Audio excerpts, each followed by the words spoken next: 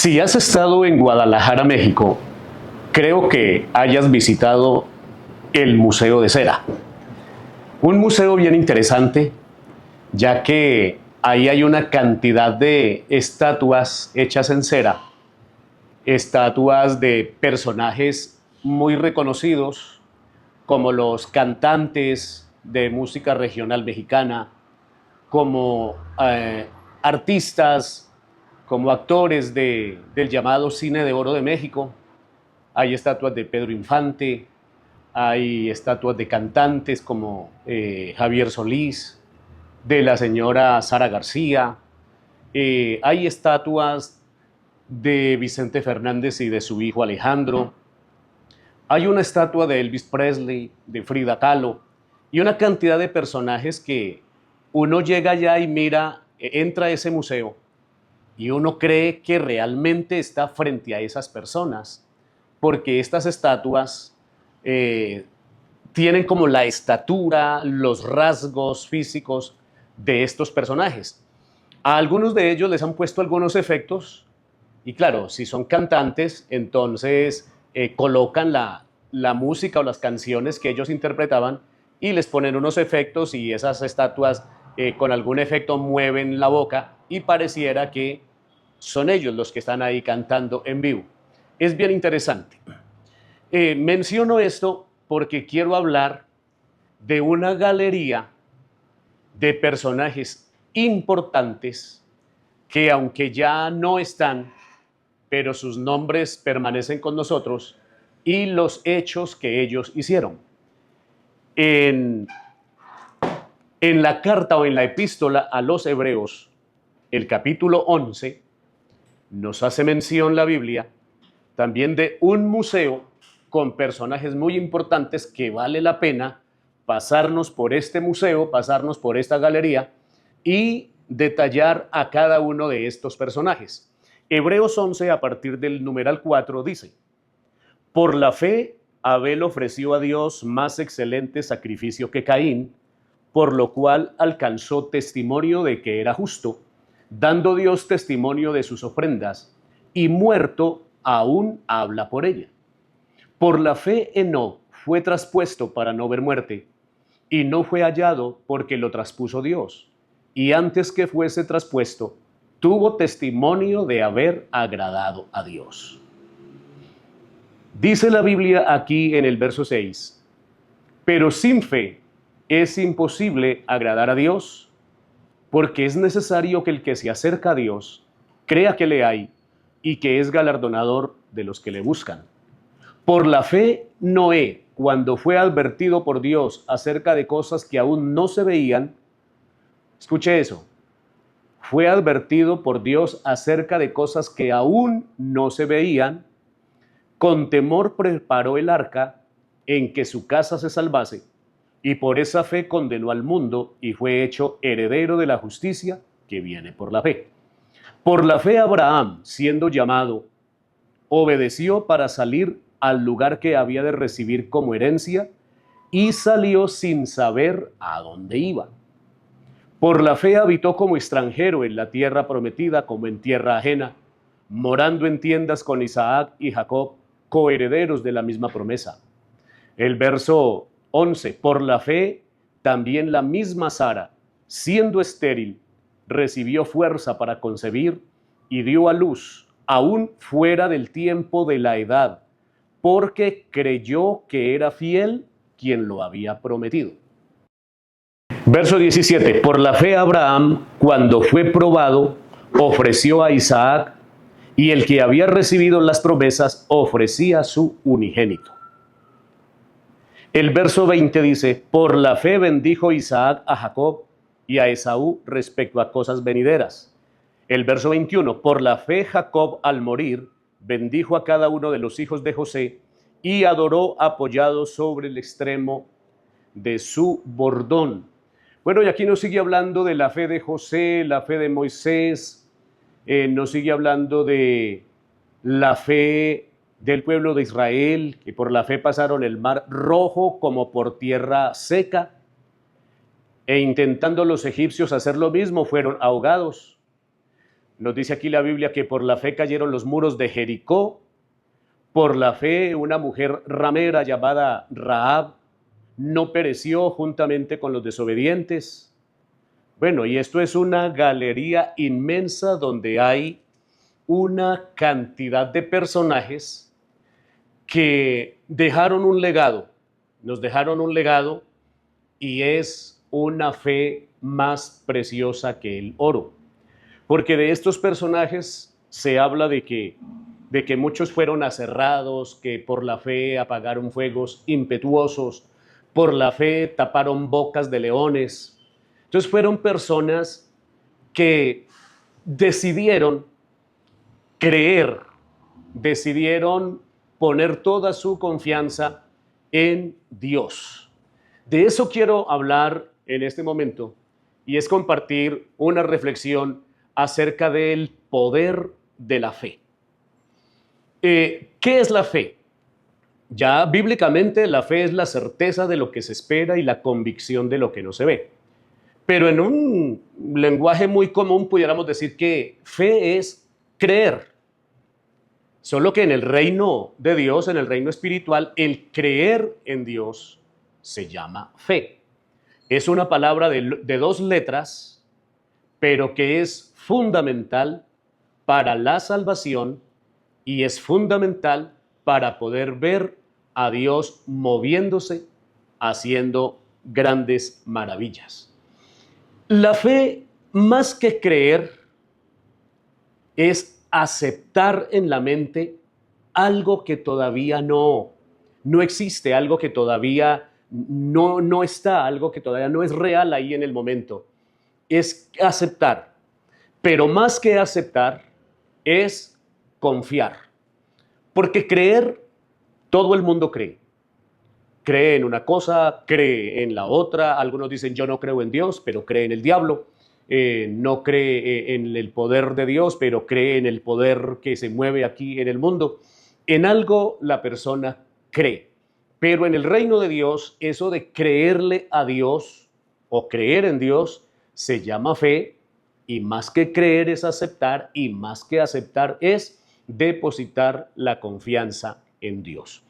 En los personajes que yo he mencionado aquí de este museo, de estos grandes héroes de la fe, encuentro los primeros que hace mención aquí este pasaje de Hebreos 11. El primero que se menciona ahí es Abel. Se dice, por la fe Abel ofreció mayor sacrificio a Dios. Lo que pasa es que Abel creyó y Abel confió. Hablando de la ofrenda que Abel ofrece y que Caín ofrece, ambos ofrecen ofrendas. O Abel ofrece una ofrenda, trae un animalito del campo, trae un cordero y lo sacrifica en el altar. Caín también trae una ofrenda de los frutos del campo, una ofrenda también a la vista muy agradable, muy atractiva, pero la Biblia nos dice que a Dios le agradó la ofrenda de Abel, mas no la de Caín. ¿Qué tenía la de Abel que fue grata a Dios y qué tenía la de Caín que no agradó a Dios?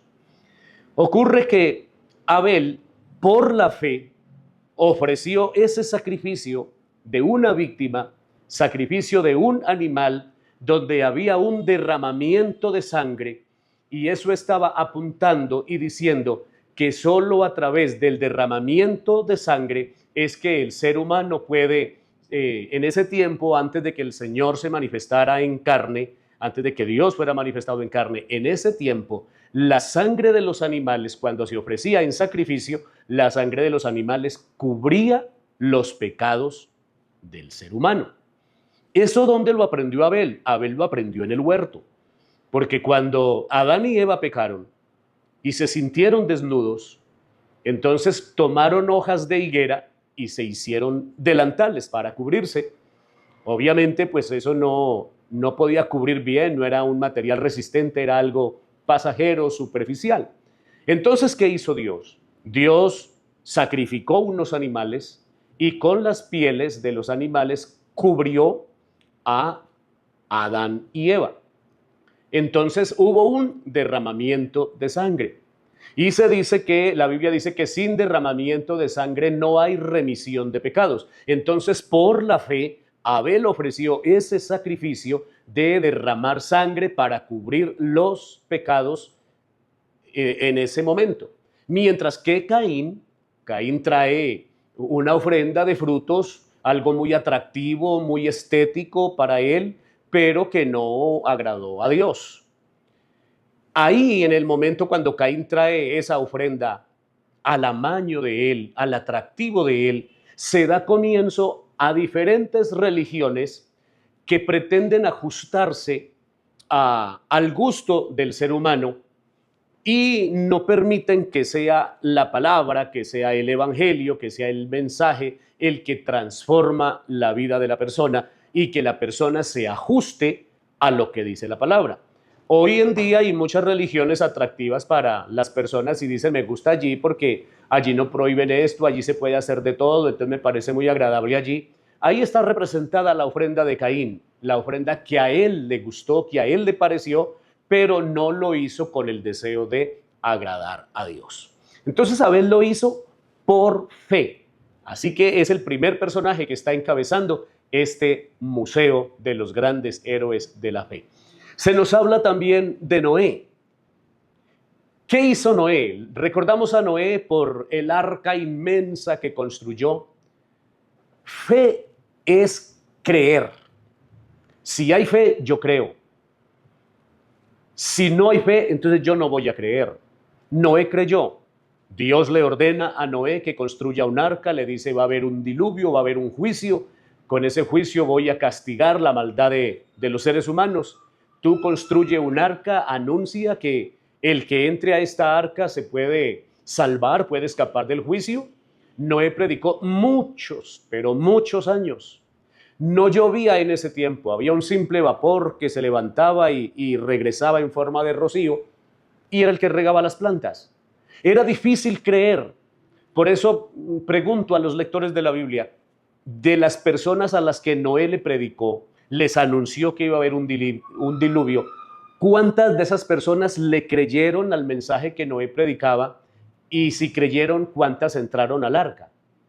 La verdad es que de las personas a las que Noé le predicó, ni uno solo creyó, porque en ese tiempo no llovía. Era pues increíble que fuera a haber una inundación, era increíble que fuera a haber un diluvio, eso era inadmisible para las personas, pero la fe de Noé fue que Noé creyó y Noé obedeció. Noé trabajó con su familia muchos años y anunció que venía un diluvio, nadie creyó. Noé terminó la tarea encomendada por Dios. Dios le dice, sube al arca, tú, tu mujer, tus hijos y la esposa de cada uno de tus hijos. Ya habían entrado animales para conservar la especie y Dios mismo cerró la puerta. Luego, pasados unos días, ya Dios cumple su palabra y dice la Biblia que las cataratas de los cielos fueron abiertas, las llaves del abismo también fueron abiertas y empezó a caer agua y a subir agua de abajo hacia arriba y de arriba hacia abajo. Entonces ya la gente creyó, clamaron, pero ya era demasiado tarde. Entonces Noé ocupa también un lugar importante en el Museo de los Héroes de la Fe, porque además de creer, obedeció, le obedeció a Dios. Y nos sigue hablando este pasaje de Moisés, nos sigue hablando de José, nos habla del pueblo de Israel, todo lo que sucedió con ellos, todo lo que ellos hicieron. En el Nuevo Testamento ya el Señor también enfatiza sobre la fe y vemos en varios pasajes que se le dijo a las personas que si querían ver cosas poderosas en su vida, debían creer. Es el caso de un hombre que su oficio era estar en la cárcel, estaba a cargo de los presos y era el que los cuidaba y seguramente el que les ofrecía la alimentación. Lo cierto es que su lugar de trabajo es una cárcel. En esa cárcel hay muchos prisioneros, hay muchos internos por muchos delitos cometidos. Así que la vida de este hombre transcurre en eso, en estar ahí viendo prisioneros, están llegando continuamente delincuentes, personas que han cometido delitos, entrar allá. Pero una vez entraron dos hombres, no tenían facciones de delincuentes, no tenían cara de asesinos, de malos, porque a veces cuando vemos a una persona decimos, a ese tipo la cara le hace el sumario, porque en el rostro se refleja lo que hay en el corazón. Pero llegaron dos personajes a la cárcel, no acusados por ser delincuentes, por ser ladrones, atracadores, violadores, no.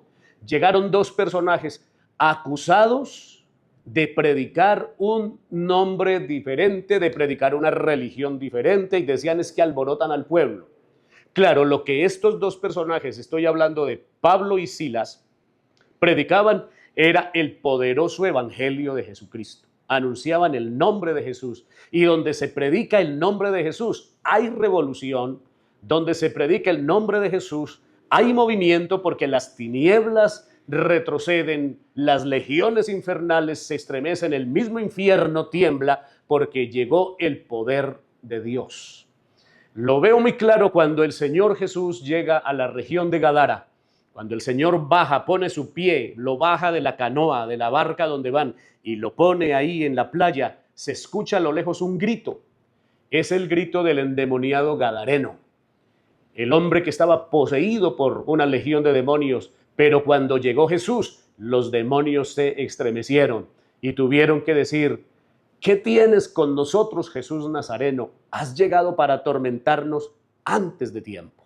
Entonces, cuando llega el poder de Dios a un lugar, se estremece el infierno, los demonios tiemblan, las tinieblas retroceden. Y esto sucede en esa cárcel cuando llegan Pablo y Silas. Pero la orden que tenía el carcelero era golpearlos, azotarlos, encadenarlos, hacerlos sufrir, maltratarlos. Y ya lo ha hecho. Están Pablo y Silas aporreados, encadenados, están sedientos, están hambrientos, están maltratados. Y han transcurrido ya unas horas, y a la medianoche, ellos en vez de quejarse, a la medianoche, en vez de pedir auxilio, en vez de pedir agua, en vez de pedir cualquier ayuda humana, lo que hicieron fue ponerse a adorar. En la condición que estaban, levantaron un altar de adoración a Dios y empezaron a cantar. Esto lo hace una persona que tiene una fe muy grande en Dios. El que tiene una fe en Dios sabe que en cualquier circunstancia que esté, Dios lo escucha. Que en cualquier circunstancia que esté, Dios está ahí con él. Y podemos decir, como hay un texto en la Biblia, que a los que amamos a Dios, todas las cosas, por crueles que sean, nos ayudan a bien. Entonces, están Pablo y Silas cantando, adorando a Dios, y la Biblia se toma el detalle de decir, y los presos los oían. Los presos oían. ¿Qué es eso tan diferente que se está escuchando? No eran canciones de las que ellos cantaban, no eran las canciones que ellos escuchaban o cantaban allí en la prisión, no eran las canciones que estaban acostumbrados a cantar. Estas canciones les traen a ellos un bienestar, les traen paz, producen una esperanza, son unas canciones con un mensaje diferente. Es que esa es la música cristiana.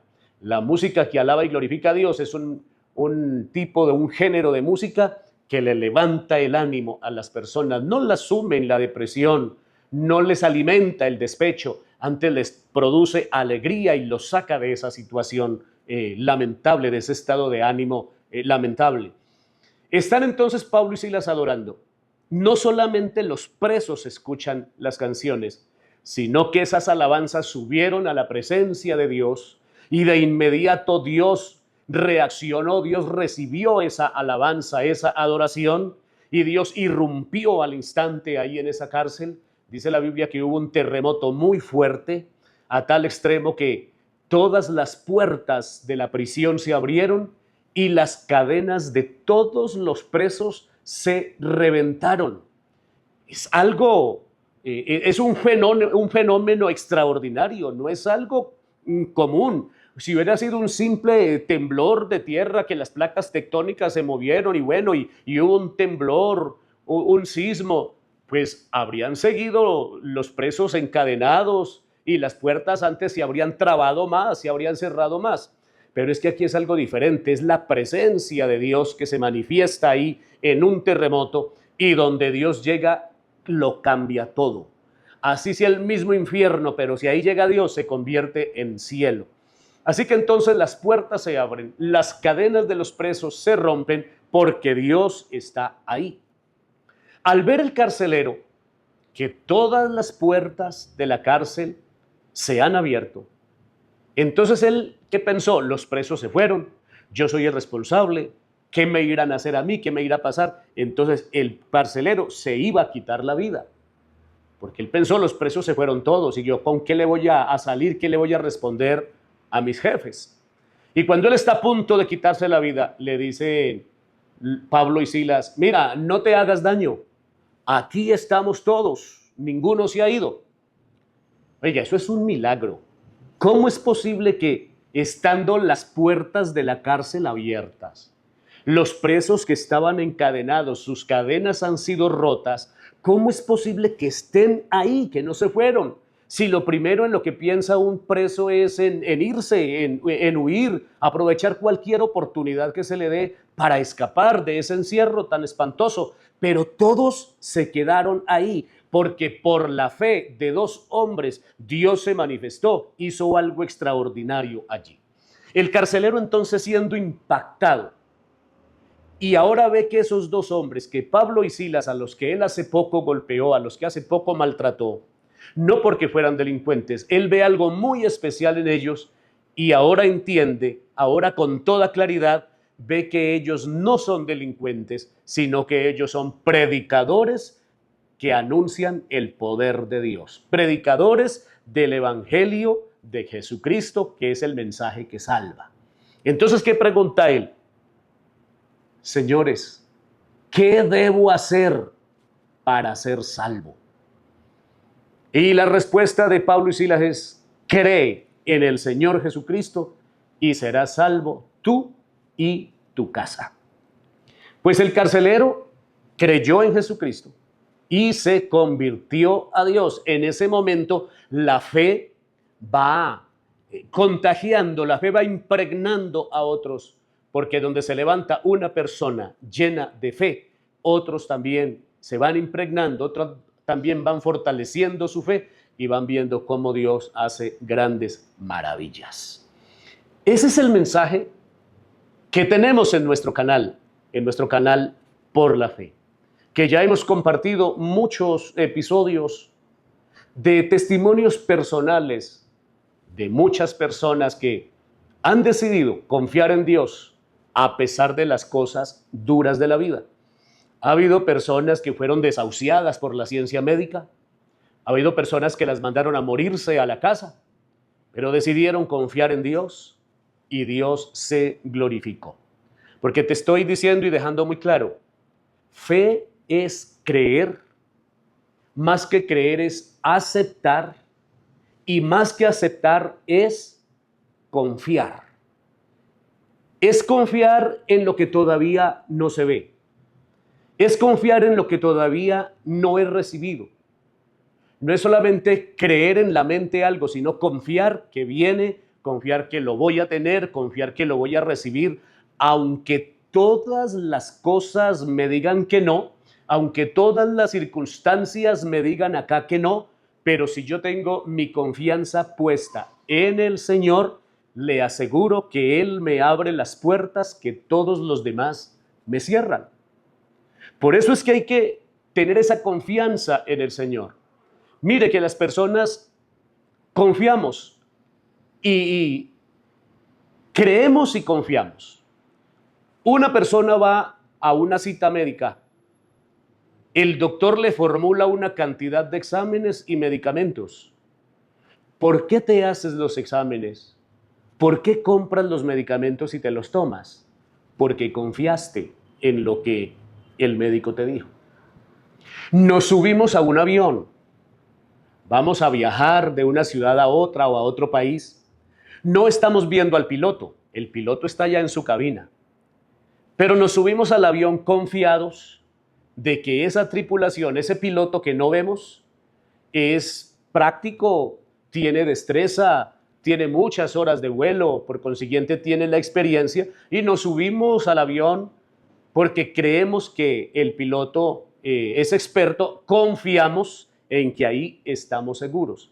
Entonces, ¿por qué no confiar en Dios? Que Dios es omnipotente, que quiere decir que todo lo puede, es omnipresente, que quiere decir que está en todo lugar, es omnisciente, que quiere decir que todo lo sabe. Entonces, si en alguien podemos confiar, es en Dios. Pero que no nos pase lo que le pasó al malabarista. El malabarista va cruzando una cuerda, la cuerda está atravesando un abismo y él va de un extremo del abismo al otro donde hay unos peñascos y él pasa derechito sobre la cuerda. Todos los que lo están viendo están haciendo fuerza, que se va a caer, ¿qué le irá a pasar? Pero cuando él logra llegar al otro lado, todo mundo irrumpe en ovaciones, en aplausos, lo felicitan. Entonces hay uno que lo está aplaudiendo mucho y el malabarista le dice, ¿crees que yo puedo regresar otra vez al otro lado? Y el señor le dice, sí, claro, seguro que sí. Y el malabarista le pregunta, ¿por qué crees que puedo regresar? Le dice, porque tienes la destreza, porque si lo hiciste de allá para acá, entonces seguro que lo vas a hacer de aquí para allá. Vuelve y le dice el malabarista, ¿en serio crees que lo puedo hacer? Sí, claro, estoy seguro que lo puedo hacer, que lo puedes hacer. Entonces le dice el malabarista, entonces ven, súbete sobre mis hombros y yo me regreso otra vez al lugar de donde vine.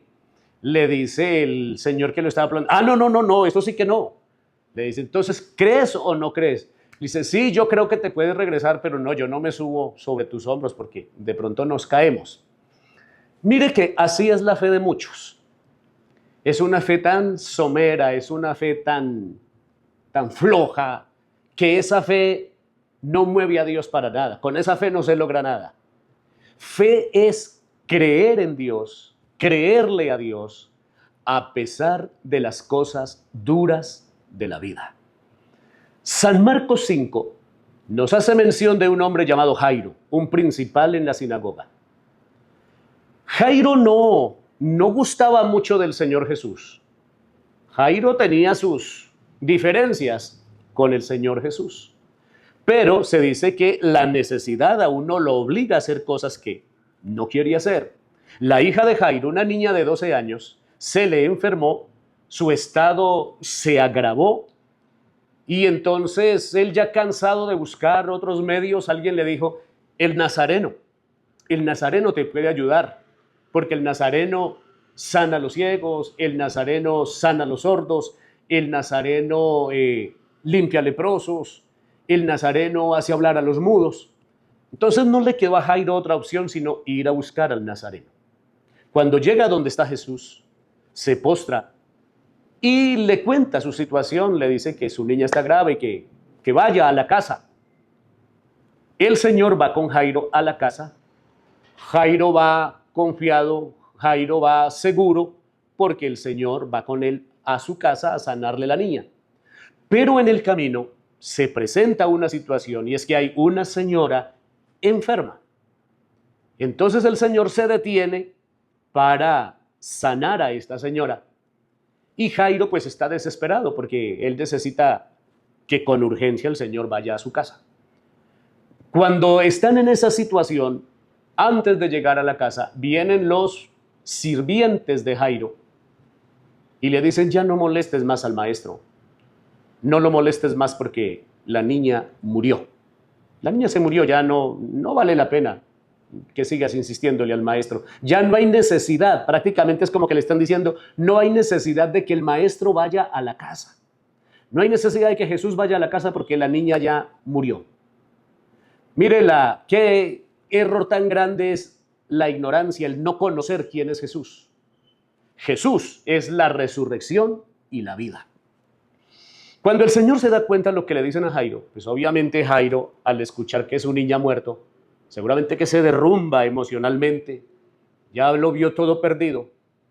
Pero Jairo escucha unas palabras que le dice el Señor a Jairo, le dice: Jairo, tú cree solamente.